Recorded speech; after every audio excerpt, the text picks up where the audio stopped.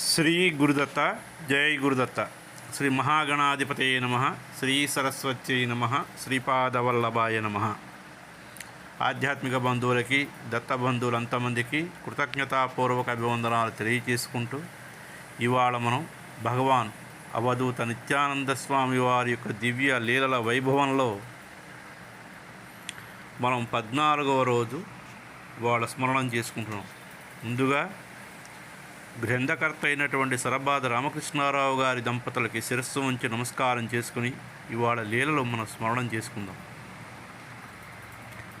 సద్గురువు అనే తత్వం అనేక రూపాలు ధరించి వేర్వేరు ఉపాధులతో కనిపించినప్పటికీ దానిలో ఉండే మూలతత్వం అజరామరమైనటువంటి అమరసత్యం ఒకటే.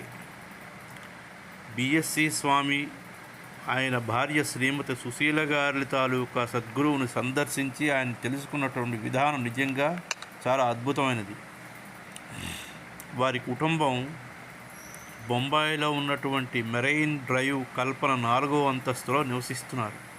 వారికి గణేష్పూర్లో నిత్యానందుల స్వామి వారి గురించి తెలియదు. ఒకరోజు తెల్లవారుజామున ఆమె భర్త ప్రతిరోజులాగే తన ఆఫీసుకి వెళ్ళిపోతే తలుపు బెల్లు చప్పుడయి ఆమె తలుపు తీసి చూడగా మంచి తేజస్సు కలిగినటువంటి తలకు తలపాగా ధరించి నిలబడి ఉన్నటువంటి ఒక సన్యాసిని చూసింది. ఆ వ్యక్తి ఏ విధమైనటువంటి ముఖమాటం లేకుండా మంచి పరిచయస్తుడిలాగా ఇంటి లోపలికి వచ్చి తాను షిరిడీ యాత్ర చేయడానికి 10 రూపాయలు కావాలి అని అడిగాడు. ఆమె ఏమి చేయాలో తోచక సందేహంలో సందిగ్ధావస్థలో పడింది. అంతలో ఒక సన్యాసి వాళ్ళ ఇంటికి ఎందు ఎక్కడ డబ్బు ఎంతున్నదో చెప్పి సంకోచం లేకుండా తనకి 10 రూపాయలు ఇవ్వమని చెబితే ఆమె మరోమారు ఆలోచన లేకుండా ఆ డబ్బు తీసి ఇచ్చింది. అయితే ఆ సొమ్ము విషయం తన భర్తకి తప్ప మరెవ్వరికీ తెలియదు. కానీ ఈ విషయం సన్యాసికి ఎలా తెలిసింది? బహుశా ఆయన చాలా మహిమగల సన్యాసి అయి ఉండవచ్చు అనుకున్నారు. ఆ డబ్బు తీసుకుని ఆమె గణేష్పురికి రమ్మరమ్మని చెప్పి లిఫ్ట్లో కిందకి వెళ్ళిపోయాడు. లిఫ్ట్ నుంచి దిగుతున్న 1-2 అడుగులు వేసి మాయమైనట్లు లిఫ్ట్ బాయ్ ఆమెకు చెప్పాడు. ఇది జరిగిన వెంటనే ఆమె తన భర్త ఆఫీసుకు ఫోన్ చేసి ఆయనతో జరిగిన విషయం అంతా వివరించింది. ఈ విషయాన్ని విన్న వెంటనే ఆమె భర్త వచ్చి గణేష్పురి గురించి అన్ని వివరాలు సేకరించి అది థానే జిల్లాలో వజ్రైశ్రీ అందున్నటువంటి విషయాన్ని తెలుసుకుని కొన్ని రోజుల తరువాత గణేష్పురికి బయలుదేరి వెళ్ళారు. వారు గణేష్పురికి చేరుకున్న వాళ్ళిద్దరూ నిత్యానంద స్వామి వారి దర్శనానికి వస్తే స్వామివారు వాతో వచ్చారా అంటూ వారితో సంతోషంగా ఆహ్వానించి ప్రసాదాన్ని ఇచ్చారు.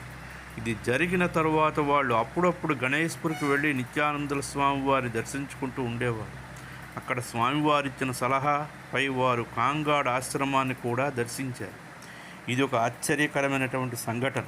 ఒక సద్గురువు మరొక సద్గురువుని పరిచయం చేయటం, షిరిడీ సాయిబాబా వారికి దర్శనమిచ్చి గణేష్పురలో నిత్యానందుల వారిని పరిచయం చేయడం, ఇవన్నీ కూడా ఘటనాఘటన క్రియాకార్యక కలాపాలు. ఇవన్నీ అవధూతలు అంటే పిచ్చి పేలాపనలు వారు ఎప్పుడూ పేలరు. అది ఎందుకంటే చాలా తక్కువ మాటల విషయాన్ని వ్యక్తపరుస్తూ వాటిలోని అంతర్లీనంగా ఉండేటువంటి అర్థం అంతా ఇమిడి ఉంటుంది. ఓంలో సకల వేదార్థాలు అంతర్లీనమై ఉన్నట్లే ఒకసారి షిరిడీ సాయినాథుల వారి భక్తురాలు ఒక పార్శ్వీ మహిళ గణేష్పురి నిత్యానందుల వారి దర్శనానికి వెళితే ఇక్కడ భక్తులందరూ నిత్యానందుల వారి నామ సంకీర్తనలో నిమగ్నమై ఉంటే కొందరు వారికి ఇష్టమైన వాటిని మనసులో స్మరిస్తూ ఉంటే పార్శ్వీ మహిళ మాత్రం సాయిరాం సాయిరాం అంటున్నది. అదీ కాకుండా ఆమె తాను షిరిడీ సాయిబాబా భక్తురాలన్న విషయాన్ని చాటుకునే చపలత్వం, తాను ఒక ప్రత్యేకమైనటువంటి విశిష్ట వ్యక్తిగా గుర్తించబడాలి అన్న బలహీనత కూడా ఉన్నది ఆమెకి. సంపూర్ణమైనటువంటి విశ్వాసం ఆమె ఎంత దూరం అంటే కొంత శాతం కొరతలో ఉన్నది. ఆ కాలంలో రూపాయికి 16 అణాలు, ఈమె నమ్మకం రూపాయికి పావలా వంతు మాత్రమే ఉన్నది. దానిని గమనించినటువంటి నిత్యానంద స్వామి వారు మీకు ఇక్కడికి రూపాయికి 12 అణాలు మాత్రమే దొరికాయా ఏమి అని అడుగుతున్నారట. ఇది విన్న పార్సీ వనిత ఈ మాటలు తనను ఉద్దేశించి అన్నవే అని ఊహించుకుంది. అది జరిగిన కొద్ది సమయానికి షిరిడీ సాయి సమాధిని దర్శనానికని వెళ్ళింది. అక్కడ చేతులు జోడించి తల వంచి నమస్కరించేసింది. కళ్ళు తెరిచి సాయిబాబా విగ్రహాన్ని చూస్తే ఆ విగ్రహం గణేష్పురి నిత్యానందుల వారి రూపంలో కనిపించింది. ఆ విగ్రహం నిత్యానందుల వారి రూపంలోకి మారిపోతే బహుశా ఇదేమైనా కనికట్టు అయి ఉండవచ్చని సందేహం అనుమానంతో తన కళ్ళని పదే పదే నలుపుకుని చూసింది. కానీ తనను తానే నమ్మలేని విధంగా ఇక్కడ గల షిరిడీ సాయిబాబా వారి విగ్రహం నిత్యానందుల వారి విగ్రహంలా కనిపించింది. అప్పుడు కానీ ఆమెకు అసలు విషయం అర్థం కాలేదు. ఆమె ఆరాధించే షిరిడీ సాయిబాబా, గణేష్పురిలో ఉన్నటువంటి నిత్యానందుల వారు ఇద్దరు ఒకటేనని, వారి ఇరువురు రూపాలు మాత్రమే వేరు కానీ వారిరువురు ఒకటే అన్న పరమసత్యాన్ని ఆమె పూర్తిగా అర్థం చేసుకుంది. ఇది జరిగిన తరువాత నిత్యానందుల వారికి నమస్కారం చేసి కళ్ళు తెరిచి చూస్తే దివ్యమూర్తి పూర్వంలాగానే షిరిడీ సాయినాథుల వారి విగ్రహం నవ్వుతూ ఆమెకు దర్శనమిచ్చింది. ఆ అనుభూతిని ఆస్వాదించి అనుభవించిన ఈమె మరొక పర్యాయం గణేష్పురికి వచ్చినప్పుడు నిత్యానందుల వారు, ఇప్పుడు నీకు అర్థమైందా, ఇక్కడ కూడా రూపాయికి 16 అణాలు దొరుకుతాయని, ఈ విషయాన్ని అర్థం చేసుకుని సద్గురువు అనే పరమసత్యం ఒకటే అని తెలుసుకో. కుమార్ గారు మంగళూరు వాస్తవ్యులు. 13 సంవత్సరాల వయసులో కాలు చీలమండ కింద దుర్మాంసు గడ్డలు పెరిగి విచిత్రమైనటువంటి వ్యాధిగా పరిణమించింది. ఆయన మామ అతన్ని బొంబాయికి రప్పించమని స్పెషలిస్టులందరికీ చూపించి వైద్యం చేయించారు. కానీ అక్కడ ఏ విధమైనటువంటి ఫలితం కనిపించలేదు. పైగా ఆ వ్యాధి మరింత ప్రబలమైంది. ఆ సమయంలో వారికి నిత్యానందుల వారి అతీత శక్తుల గురించి తెలుసుకుని కుమార్ గారు తన మామగారితో కలిసి గణేష్పురికి బయలుదేరి వెళ్ళారు. నిత్యానందుల వారు తన ఈజీ చైర్లో కూర్చుని ఒక్కొక్కరిని పలకరిస్తున్నారు. కుమార్ వంతు వచ్చింది. ఆయన నిత్యానందుల వారి వద్ద నిలబడి ఉండగా కుమార్ కాలుని చాలా గట్టిగా తొక్కారు. దీనితో కుమార్ గారు ఆశ్చర్యపడ్డారు. తరువాత వారు గణేష్పురి నుంచి బయలుదేరి వెళ్ళారు. దీనిని కుమార్ గారు హాస్యంగా, సద్గురు నిత్యానందుల వారు తొక్కిన తొక్కుడు చీలమండతో ఒక తన్ను తన్నగా అది నన్ను ప్రశాంత నిలయంలో పడేసింది. మరొకసారి కుమార్ గారు గణేష్పురికి వెళ్ళినప్పుడు నిత్యానందుల వారి కిటికీలోంచి దర్శనం అనుగ్రహిస్తున్నారు. కుమారు వంతు రాగా అత్యంత తీవ్రమైనటువంటి కాంతి కిరణాలు నిత్యానందుల వారి కళ్ళల్లోంచి బయటకొచ్చి అవి ఆయనపై ప్రసరించాయి. వాటి ప్రభావానికి కుమారు గారు గట్టిగా అరిస్తే అప్పుడు నిత్యానందుల వారు విరగబడి నవ్వి గురుదేవులు ఒత్తైన జుట్టుకున్నటువంటి సంకేతాన్ని చూపించారు. అది వారి తాలూకా పరమసత్యానికి ప్రతీక. ఇక్కడ కుమారు గారు కుమారు గారు ఆయన సంపూర్ణ ఆరోగ్యవంతులయ్యారు. అలాగే సద్గురుదేవులు నిత్యానందుల వారి మహాసమాధికి కొన్ని రోజుల ముందు అమెరికా దేశపు మహిళా భక్తురాలు మొట్టమొదటిసారిగా దర్శనానికి గణేష్పురికి వచ్చింది.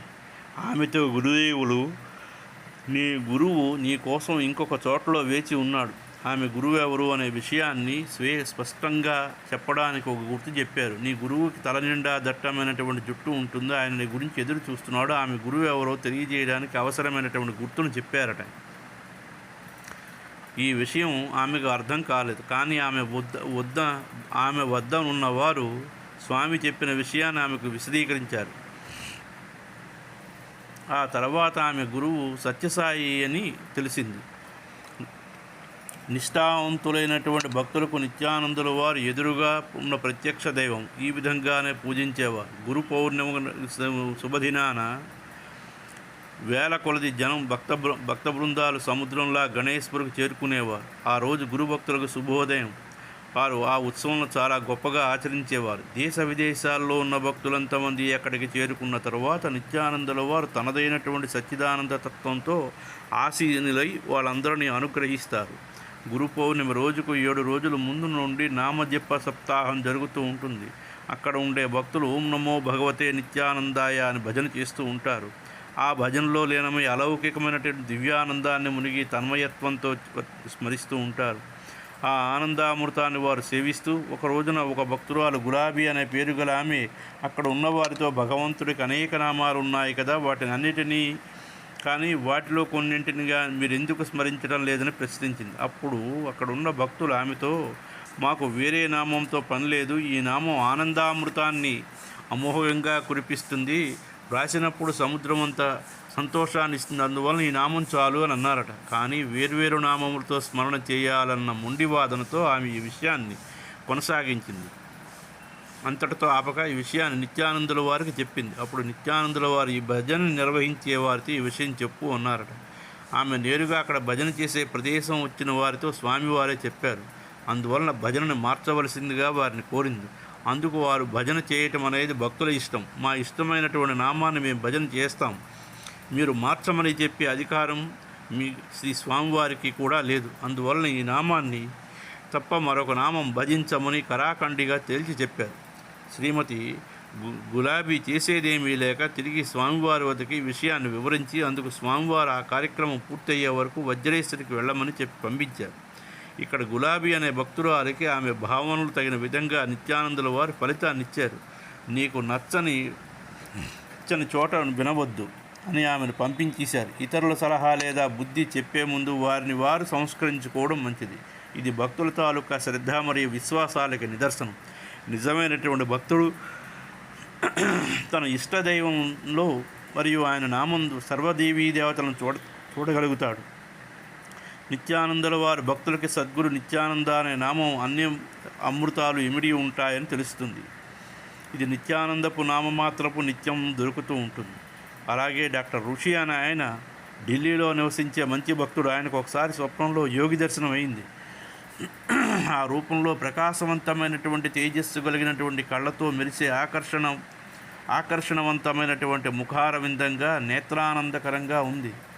ఈ స్వప్న దర్శనం పొందినటువంటి వైద్యుడు ఋషి ఉదయమే లేచి తనకు దర్శనం అనుగ్రహించినటువంటి యోగి ఎవరై ఉంటారు, ఈ భారతదేశంలో ఎక్కడ దొరుకుతాడు అని ఆలోచించాడు. ఆ సందర్భంలో ఆయనకి కాకతాళీయంగా దేవదాస గాంధీ వారి వద్ద నుంచి వైజీ కృష్ణమూర్తి గారు రచించినటువంటి నిత్యానంద అనే పుస్తకం తీసుకున్నారు.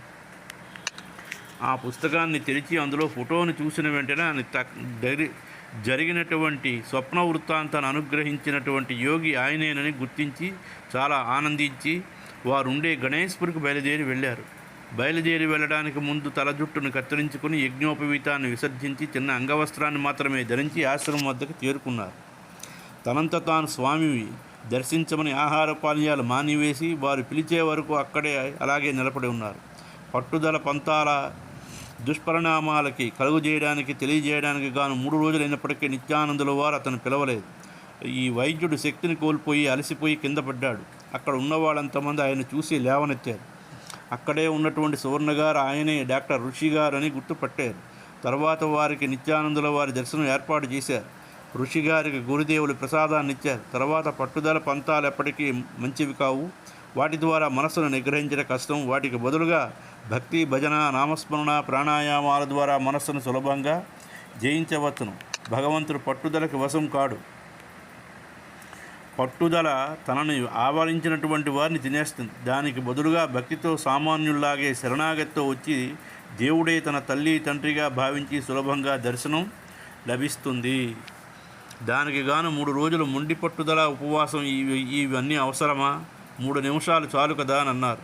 సాధన అనగా మనం చేసే నిత్యకర్మ కర్తవ్యాలు దైవ పూజగా భావించి ఆయన స్మరణ చేస్తూ నిర్వహిస్తూ జీవించాలి. పిరికి వాళ్ళ కళ్ళు మూసి నిద్రపోతూ కాదు అని. ఆ తర్వాత వైద్యులు ఋషి అప్పుడప్పుడు నిత్యానందుల వారి దర్శనానికి వచ్చేవారని స్వర్ణగారు తెలియజేశారు. అలాగే హరీష్ బిబ్రా అని ఆయన అనుభవం జూలై 24, 1964 గురువాణిలో చాలా చక్కగా వివరించారు. అదొక ఆధ్యాత్మిక స్వానుభావిక దర్శనం.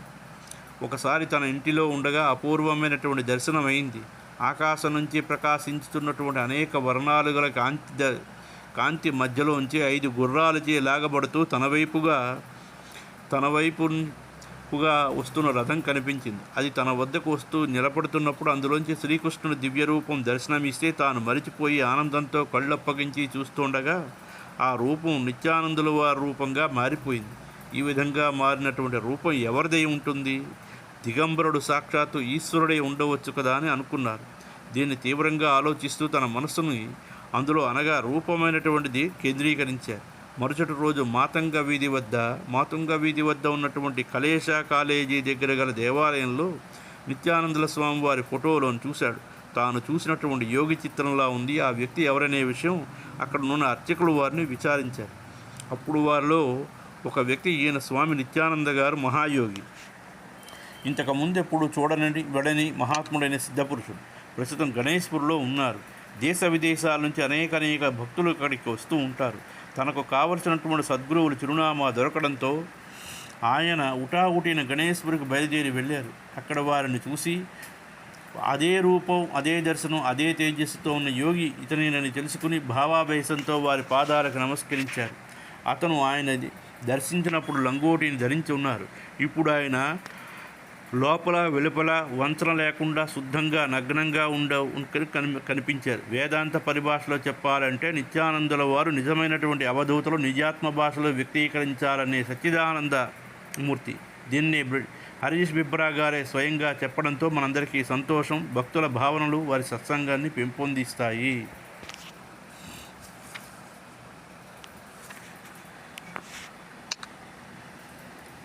అలాగే నిజమైనటువంటి సద్గురువులకి, నిజమైనటువంటి సాధకులకి సద్గురువుల తాలూకా సమదర్శనం ఉంటుంది.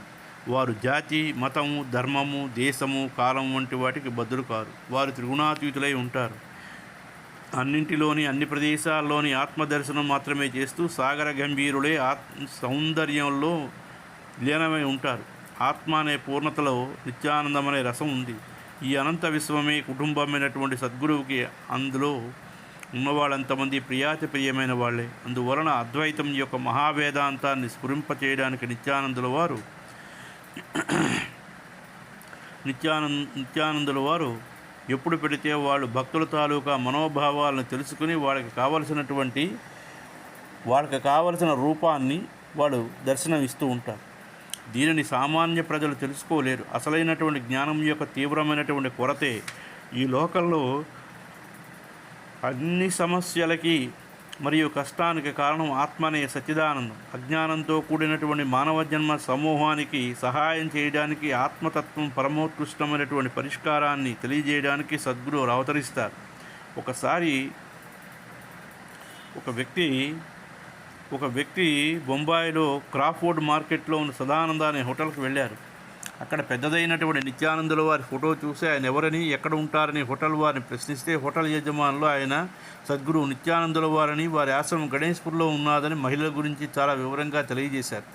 ఆ తరువాత ఆ వ్యక్తి గణేష్పూర్కి వచ్చి నిత్యానందుల వారిని కలిస్తే అప్పుడు స్వామివారు అతని గురించి వివరాలు తెలిసి ప్రశ్నించగా తాము మైసూరు నుండి వచ్చామని చెప్పాడు. అప్పుడు నిత్యానందుల వారు, నువ్వు మైసూరుకు చెందినవాడివి కావు, నీది చిత్రదుర్గ అని అతను సర్ది చెప్పారు.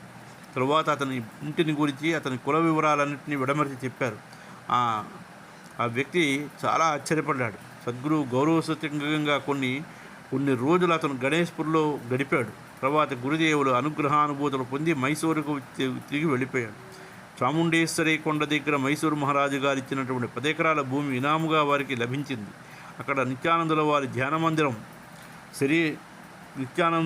ధ్యాన మందిరానికి నిర్ణయించారు. యోగాసనాలు మరియు ధ్యానము చేసే ప్రక్రియలు ఎంతో మందికి నేర్పించారు నిత్యానంద స్వామి వారు. సద్గురువులకి జగత్తులో జనమందరి గురించి తెలిసే ఉంటుంది కదా మరి.